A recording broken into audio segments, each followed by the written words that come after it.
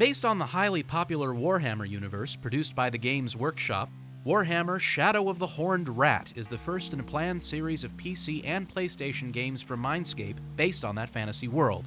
One can only hope that the upcoming titles are better than the first outing, which falls well short of the real-time strategy standards set by such recent releases as Command & Conquer and Warcraft 2. Warcraft 2? I've played Warcraft 2 and I really liked it a lot. I finished the Orc and Human campaigns 4 days after I got the game, and now I'm on my 67th custom scenario. I know Warcraft 2. I've played Warcraft 2, and I'm telling you, Warhammer is no Warcraft 2. I just said that. Besides, you used that same line in your Doonesbury review in our last episode. You play Warhammer as the leader of a mercenary army. Evil is afoot in the Empire due to the machinations of the Horned Rat. The storyline is actually pretty well done. You're in it for the money, but as the game goes on, you'll actually find yourself taking on some missions simply for the sake of honor. Warcraft 2 had a storyline too. You see, orcs and humans don't get along. They never liked each other and never will. And look, this is a review of Warhammer. I don't care about Warcraft 2. You don't care about Warcraft 2? The story may be strong, and the game looks and sounds good, but the heart of Warhammer is the battles. And the combat design reminds me of everything I used to hate about real-time strategy games until Command & Conquer and Warcraft. Yeah, Warcraft 2's combat is really simple. You just loop your troops, right-click your target, and... Alright, that's it. Can you people come in here, please? Who are these guys? It's the new IE security squad. We hired them to help deal with the threats we were getting over our Phantasmagoria review. Say hi to Bob, gang. Hi, Bob! Hi, Bob? What is this, the Bob Newhart show? Do I have to chug a beer now? Actually, they're here to pound you within an inch of your life if you utter the words Warcraft 2 again.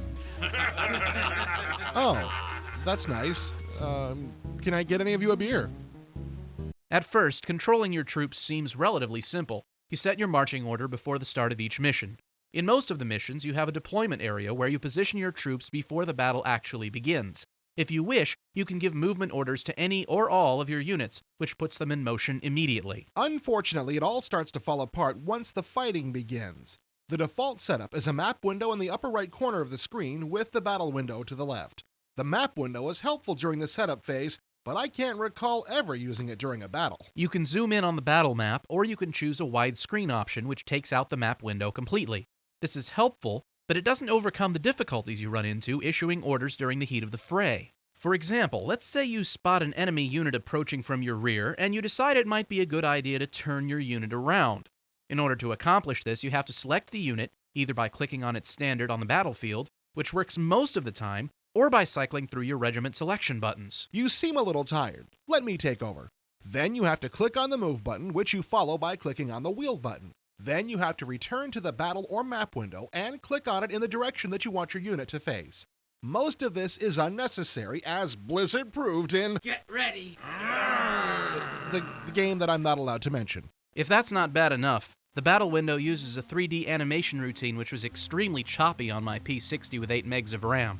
You can increase the frame rate by turning off some or all of these options, but I hate to see Mindscape contributing to the credibility gap between minimum specs, listed on the box as a 486-66 with 8 megs of RAM with a Pentium recommended, and what really works. Actually, the entire battle interface looks and feels like something you'd see in a turn-based wargame.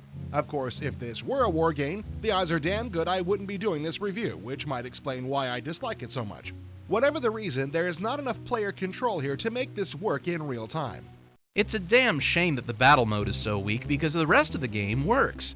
You get all your vital information in the caravan of your paymaster, Dietrich, who serves as your accountant and information source. Dietrich's reference material includes the magic book, which lists the spells that are currently available to you, the battle bestiary, which gives you information on all the different inhabitants of the Warhammer universe, and the troop roster, which tells you what troops are currently part of your army.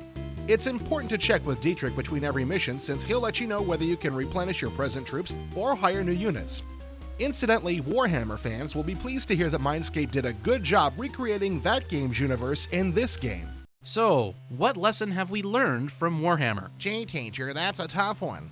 I'd say that it's not a good idea to design a turn-based strategy game and try to make it work in real time. That's very good.